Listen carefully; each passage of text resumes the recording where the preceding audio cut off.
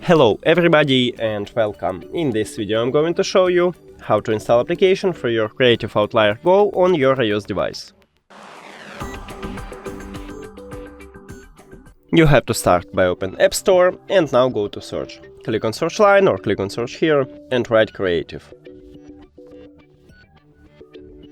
Now search and you should install this application.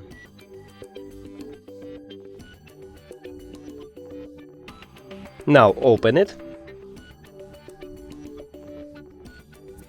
Hello. You can sign in into your account, but I'm going to skip it. And we did it. Thank you for watching this video. If you found it helpful, please consider subscribing to the channel and leave a like on the video. It's really important to us. See you later.